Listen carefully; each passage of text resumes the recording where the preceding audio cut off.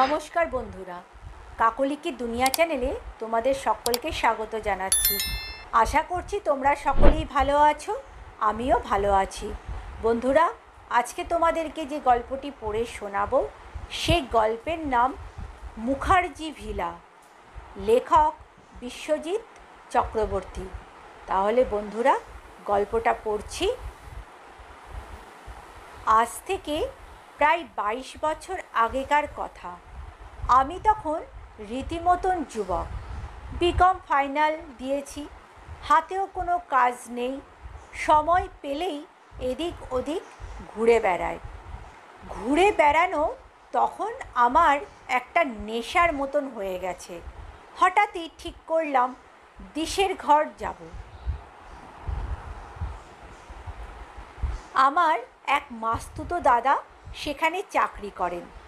বহুবার যাব করেও আর সেসব অবধি যাওয়াই হয়নি। এবার ভাবলাম তবে ঘুরেই আসি। যা ভাবা সেই কাজ।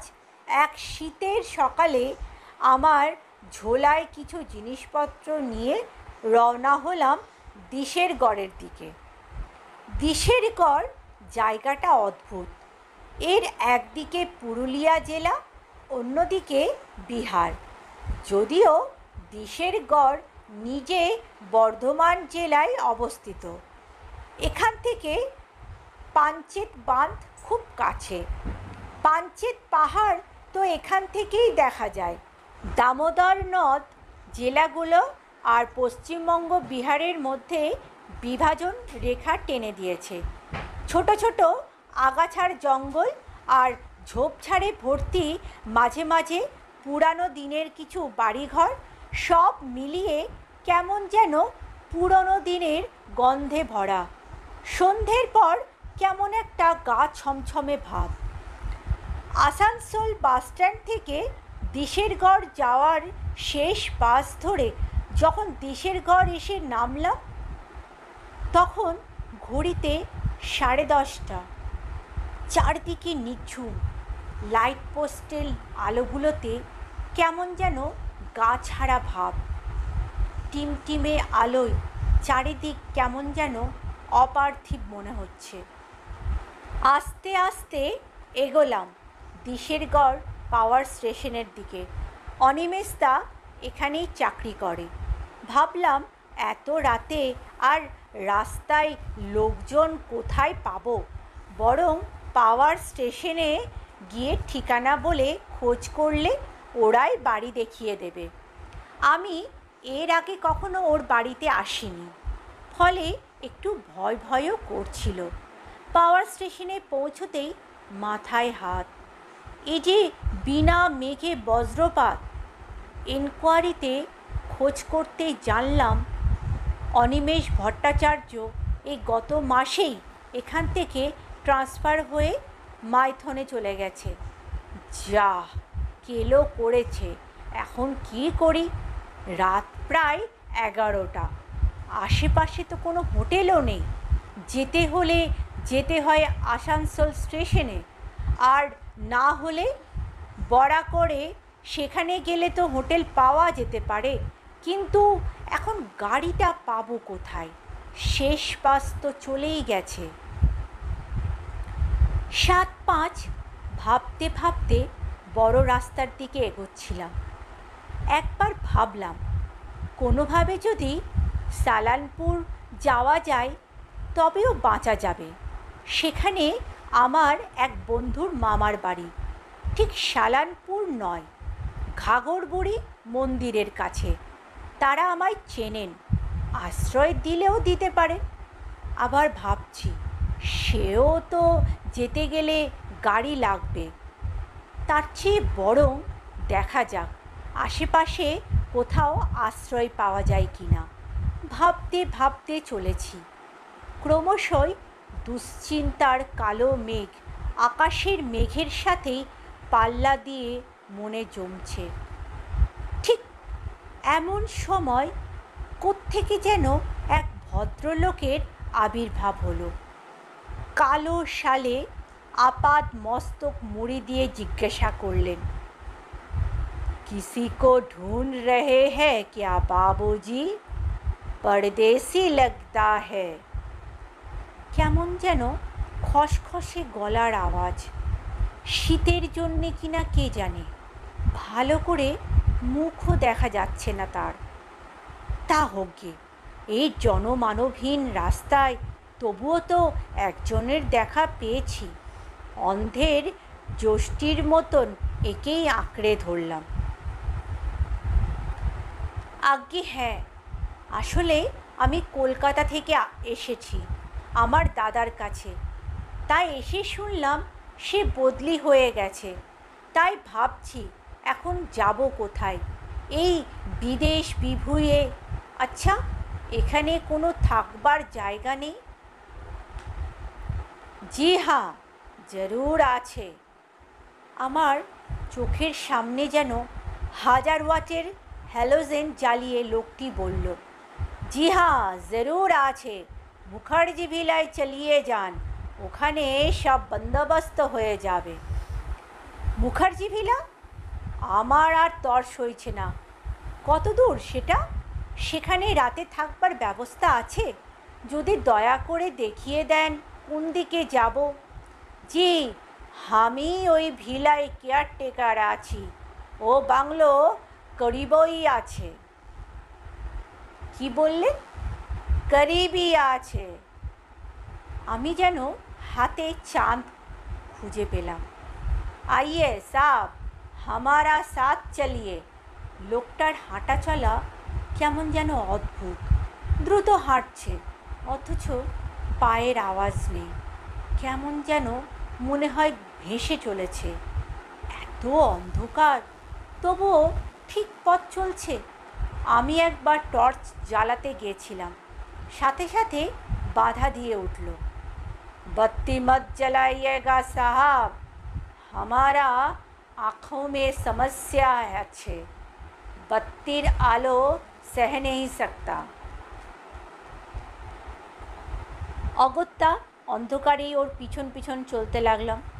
বেশ খানিক দূর এসে একটা সুন্দর বাংলোর সামনে দাঁড়ালো লোকটা।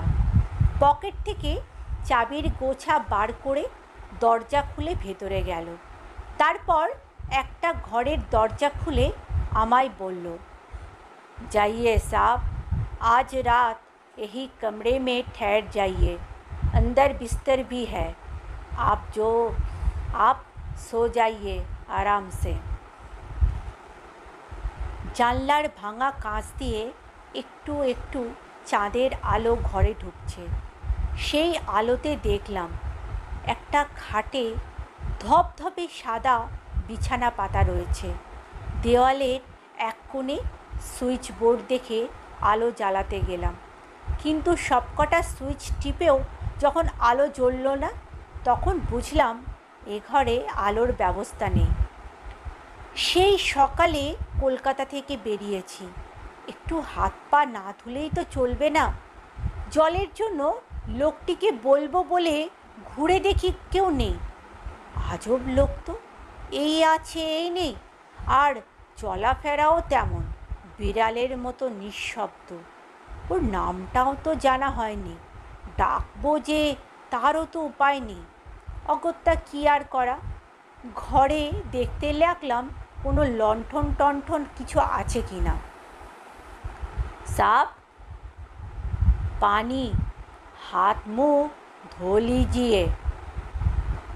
আরে, ও জানলো কি করে আমার জল লাগবে? আমি তো জল চাওয়ার সুযোগই পাইনি। এ তো দূর সে আসিয়াছেন, হাত মুখ সাফ করবেন না? হ্যাঁ হ্যাঁ, ঠিকই বলেছেন আপনি। আমার নাম লালু প্রসাদ আছে, আপনি লালু বলিয়ে ভি ডাকতে পারেন। যা বাবা, এ কি অন্তর্যামী নাকি? যাক, এখন আর ওসব ভেবে লাভ নেই। আশ্চর্য, আশ্রয় তো একটা পাওয়া গেছে, তাই যথেষ্ট। না হলে কি হতো ভাবতেই শিউরে উঠি। ভগবানকে আর তার চাইতে বেশি ধন্যবাদ জানাই ওই লালু প্রসাদকে। ওর সাথে দেখা না হলে যে কি হতো তার ঠিক নেই। কোনো মতে এক ঘটি জল খেয়ে শুয়ে পড়লাম। আজ রাতে আর খাওয়া হবে না। ঘর ভাড়া কত লালুকে তাও তো জিজ্ঞাসা করা হয়নি। কাল সকালে ওকে ভাড়াটা দিয়ে মানে মানে কেটে পড়তে হবে। 7-5 ভাবতে ভাবতে কখন ঘুম চলে এসেছিল জানি না। মাঝরাতে হঠাৎ ঘুমটা ভেঙে গেল। কোথায় যেন একটা অস্পষ্ট ঝগড়ার আওয়াজ আসছে, সাথে একটা মেয়েলি কান্নার আওয়াজ। কান খাড়া করলাম, মনে হয় পাশের ঘর থেকেই আওয়াজটা আসছে। কিন্তু আমি যখন আসি তখন তো সব ঘরই বন্ধ ছিল, আর কোনো লোক তো আমি দেখিনি। এবার সেই ঝগড়াটা আরও চরমে উঠেছে। একটা ধস্তাধস্তির আওয়াজ, পুরুষ কণ্ঠের গর্জন। না, একটু দেখতে হয় তো ব্যাপারটা কি। দরজা খুলে বেরোলাম। বাইরে তখন মধ্যরাতের চাঁদের আলো। সেই আলোর পাল্লা ভাঙা জানলা দিয়ে পরিষ্কার দেখলাম একজন পুরুষ, গায়ে কালো শাল, একটা ছুরি দিয়ে একজন মহিলাকে এলোপাথারি কুপিয়ে চলেছে। ফিনকি দিয়ে রক্ত ছুটছে। ঘরের সাদা দেওয়ালে চারিদিকে রক্তের ছোপ। আমার কেমন যেন সব গোলমেল পাকিয়ে গেল। একবার ভাবলাম দৌড়িয়ে পালিয়ে যাই, আবার ভাবলাম চিৎকার করি।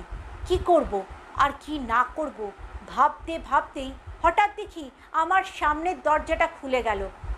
দরজার ওপারে সেই কালো শালগায়ে লোকটা। এতক্ষণ পরে আমি তার মুখ দেখতে পেলাম। মুখ কোথায়? এই যে এক প্রাচীন মিশরীয় মমি। মুখের সমস্ত রক্ত মাংস শুকিয়ে কেমন যেন কালচে বর্ণ ধারণ করেছে। কোটরাগত চোখ দুটি যেন হায়নার চোখ, জল জল করছে। আমি পরিষ্কার দেখলাম ওই চোখ দুটো থেকে টপ টপ করে তাজা রক্ত ঝরছে। কেমন একটা পচা মাংস গন্ধ চারিদিকে। ঘরের মধ্যে নজর যেতেই দেখতে পেলাম একটু আগে যেখানে একজন রক্ত মাংসের মহিলাকে ছুরিকাহত হয়ে ছটফট করতে দেখেছি, সেখানে একটা কঙ্কাল পড়ে আছে। মানুষ কই, কিন্তু অদ্ভুত ব্যাপার, কঙ্কালটার হাড়ের শরীর থেকে টাটকা রক্ত বেরিয়ে ঘর ভর্তি হয়ে গিয়েছে। আমার চারিদিকে যেন কয়েক হাজার হায়না একসঙ্গে হেসে উঠল। হা হা হা হা হা। আমি পরিষ্কার শুনতে পাচ্ছি হায়নাগুলো আমার দিকে এগোচ্ছে। কি অপার্থিব সে চিৎকার! সামনেই সেই নরপিশাচটা এক দৃষ্টে আমার দিকে তাকিয়ে আছে। আমি আর সহ্য করতে পারলাম না। কোনো মতে দৌড়ে আমার ঘরে ঢুকে দরজা বন্ধ করলাম। কিন্তু এ কি, আমার ঘরের দেওয়ালে রক্তের ছাপ, বিছানার সাদা চাদর টাটকা রক্তে ভেজা। আমার হাত দুটোর দিকে তাকাতেই ভয়ে শরীর হিম হয়ে গেল। আমার হাতে এত রক্ত এলো কোথা থেকে? বাইরে হায়নার ডাক তীব্র থেকে তীব্রতর হচ্ছে। কোনো মতে দরজা খুলে বেরিয়ে এসে ছুটতে শুরু করলাম। আমার পিছনে তেড়ে আসছে কয়েক হাজার হিংস্র হায়না। একটা শকুনের বাচ্চা কোথায় যেন এক নাগাড়ে কেঁদে চলেছে। মাথার উপর দিয়ে কটা চামচিকে উড়ে গেল। একটা হিমেল বাতাস আমার শরীরের রন্ধ্রে রন্ধ্রে কাঁপন ধরিয়ে দিয়ে গেল। আমি আর পারলাম না। একসময় জ্ঞান হারিয়ে মাটিতে মুখ থুবড়ে পড়লাম। চোখে জলের ঝাপটা লাগতে আমার জ্ঞান ফিরে এলো। কতক্ষণ অজ্ঞান হয়ে পড়েছিলাম জানি না, তবে এখন বেশ বেলা, চারিদিকে রোদ্দুর। চোখ মেলতেই দেখতে পেলাম আমার চারিপাশে বেশ কিছু দেহাতি লোকের ভিড়। একটা গুঞ্জন, কে একজন আমার হাতে 1 কাপ গরম ছাগলের দুধ ধরিয়ে দিয়ে গেল। আমি এদেরই একজনকে অস্পষ্ট স্বরে জিজ্ঞাসা করলাম, আমি কোথায়? মুখার্জি ভিলা, লালু প্রসাদ সব কোথায়? ওদের মধ্যে যেন একটা ভয়ের রেশ ছড়িয়ে পড়ল। একজন বাঙালি ভদ্রলোক আমার পাশে এসে বসলেন এবং বললেন, আপনি কাল জোর বাঁচা বেঁচে গেছেন। দীর্ঘকালের মধ্যে আপনি প্রথম ব্যক্তি যিনি মুখার্জি ভিলা থেকে প্রাণ নিয়ে ফিরেছেন। ভাগ্যিস আপনি ঘরের মধ্যে না থেকে রাস্তায় বেরিয়েছিলেন, আর সম্ভবত আপনার পৈতেই আপনাকে এই যাত্রা বাঁচিয়ে দিয়েছে। ওদের কাছ থেকে শুনলাম প্রায় 30 বছর আগে মুখার্জি সাহেব নামে এক বাঙালি ভদ্রলোক ওখানে এক সাহেবের কাছ থেকে ওই বাংলো কেনেন। মুখার্জি সাহেব নিজে কলকাতায় থাকতেন। এখানে বাংলো দেখাশোনা করত লালু প্রসাদ নামে একজন স্থানীয় দেহাতি মানুষ। মুখার্জি সাহেব বছরে 2-1 বার সপরিবারে এসে বাংলোতেই থাকতেন। তিনিই নাম দিয়েছিলেন মুখার্জি ভিলা। লালু প্রসাদ সারাদিন হাঁড়িয়া খেত আর রোজ রাত্রে ওর বউ লক্ষ্মীর সাথে ঝগড়া করত। এক দিন লক্ষ্মীকে মারধরও করত। এরকমই এক শীতের রাতে একদিন লালু প্রসাদ লক্ষ্মীর সাথে ঝগড়া করতে করতে রাগের মাথায় এক প্রকাণ্ড ছুরি দিয়ে কুপিয়ে লক্ষ্মীকে খুন করার পরে ভয় পেয়ে হোক অনুশোচনায় হোক সে নিজেও ঘরের সিলিং থেকে গলায় দড়ি দিয়ে ঝুলে আত্মহত্যা করে। এরপর একদিন মুখার্জি বাবুর ছেলে ওই বাংলোয় রাতে থাকতে গিয়ে ভয় পেয়ে মারা যায়। সেই থেকে ওই বাংলোর আশপাশ দিয়ে কেউ যায় না। মাঝে যে কজন ওখানে সাহস করে রাত কাটাতে গেছে তারা সকলেই অজ্ঞাত কারণে ভয় পেয়ে মারা গেছে। বাড়িটা পরিত্যক্ত অবস্থায় ভেঙে পড়ার দিন গুনছে। একমাত্র আমিই প্রথম ব্যক্তি, সে যে কারণেই হোক না কেন, মুখার্জি ভিলা থেকে প্রাণ নিয়ে ফিরতে পেরেছি। ঘটনা আজ থেকে 22 বছর আগেকার কথা। তখন আমি যুবক ছিলাম, এখন আমি প্রৌঢ়। কিন্তু আমি কোনো ভিলা নামে লেখা বাড়ি দেখলেই ভয় পাই। সেই ঘটনার স্মৃতি আজও আমার মনে দগদগে ঘায়ের মতন রয়ে গেছে। বন্ধুরা, কেমন লাগলো গল্পটি? যদি ভালো লাগে কমেন্ট করে অবশ্যই জানিয়ে দিও। আর আমার চ্যানেলটিকে লাইক সাবস্ক্রাইব করতে ভুলো না যেন। আর পারলে সবার কাছে শেয়ার করে দিও। আজকের মতন বিদায় নিচ্ছি। আবার পরে আরেকটি গল্পের সাথে ফিরে আসবো। ততক্ষণের জন্য টাটা।